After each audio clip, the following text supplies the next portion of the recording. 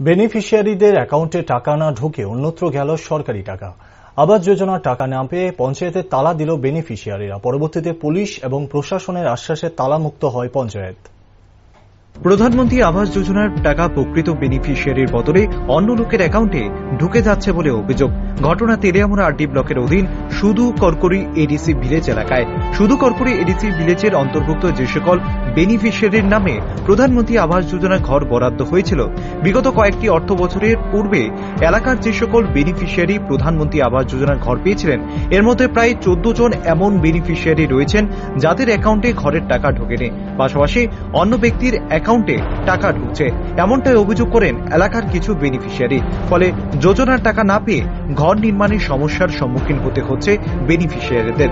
বিষয়টি যোজনার প্রকৃত ঘর প্রাপকদের নজরে আসলে তেলিয়ামুড়া ব্লকের বিডিওকে অবগত করা হয়। অভিযোগ, স্থানীয় ভিলেজ পঞ্চায়েত সেক্রেটারির বিষয়টি জানা থাকলেও কোনো পদক্ষেপ গ্রহণ করেনি। ফলে এদিন এক প্রকার বাধ্য হয়ে এর প্রতিবাদ জানিয়ে তালাবদ্ধ করে পঞ্চায়েতে বিক্ষোভ প্রদর্শন করে ঘর প্রাপকরা। এটা কোন জায়গা? এটা সুদু করকরি পঞ্চায়েত অফিস। কেলে গাইছেন আজকে পঞ্চায়েতে? এখানে আমরা আইসি আমরা এই পঞ্চায়েত অফিসের প্রায় 14 জন বেনিফিশিয়ারির গ্রুপ হাউজিংটা এরা হ্যাক করে টাকা লয়ে গেছে সব। তারপরে আমরা এখানে আজকে পঞ্চায়েত এটা মানে কিটা কইতাম ওখানে মানে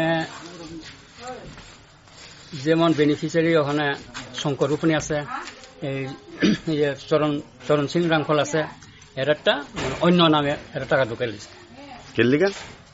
কে লেগে ওখানে পঞ্চায়েত সেক্রেটারি যে গেলাম, পঞ্চায়েত সেক্রেটারি জানি না। তো এরপরে আমরা বিডিও অফিসে গেছি। বিডিও স্যার কি কইছে? বিডিও ম্যাডাম কইছে কয়েকদিন পরে আমরা এটা দেখা যায়, কয়েকদিন পরে এটা ব্যবস্থা করব, কিন্তু অহন পর্যন্ত করছেন। আমরা বিডিও অফিসে গেছি। তখন আপনারা কি চান? এখন আমরা চাই এই টাকাটা যাতে অতি সত্বর আমরা মানে বেনিফিশিয়ারি যাতে পাই। টোটাল কতজন আপনারা? টোটাল এখানে 14 জন। এই নাম দিয়ে আরেকজন অন্যখানে টাকা ঢুকাই দিচ্ছে।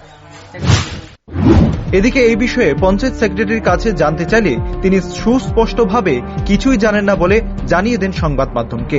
অন্যদিকে এই বিষয়কে কেন্দ্র করে জনসাধারণের মধ্যে সন্দেহের মেঘ ঘনীভূত হতে শুরু হয়। অপরদিকে এই ঘটনার খবর পেয়ে ঘটনাস্থলে ছুটে যান অতিরিক্ত ব্লক ডেভেলপমেন্ট অফিসার হরিপদ সরকার। সংবাদ মাধ্যমের মুখোমুখি হয়ে তিনি জানান, সুনির্দিষ্ট অভিযোগ পাওয়ার পর বিষয়টি নিয়ে আলোচনা হয়েছে এবং যাদের অ্যাকাউন্টে ভুলবশত এই অর্থ চলে গিয়েছে তাদের কাছ থেকে টাকাগুলো ফিরিয়ে আনার জন্য চিঠি দেওয়া হয়েছে এবং ইতিমধ্যেই 2-3 জন সেই অর্থ ফেরতও দিয়েছেন। বাকিদের থেকেও টাকা ফিরিয়ে আনার প্রচেষ্টা চলছে।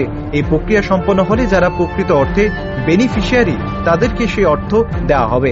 ফলে পরবর্তী সময়ে বিক্ষোভকারীরা তাদের আন্দোলন স্থগিত করেন। পঞ্চায়েতের 14 জন নয় 13 জন এবং একজন পূর্ববর্তী পঞ্চায়েত বেনিফিশিয়ারি। লাস্ট 30 আগস্টে আমরা জানতে পারি যে বেনিফিশিয়ারিদের অ্যাকাউন্ট তারা ঘরের বেনিফিশিয়ারি, তাদের অ্যাকাউন্টে টাকাটা না ঢুকে অন্য আরেকজনের অ্যাকাউন্টে টাকাটা ঢুকেছে। এই পঞ্চায়েতের 13 জন, মানে এই সদুগুরুপুর এডিসি 13 জন বেনিফিশিয়ারি আছে।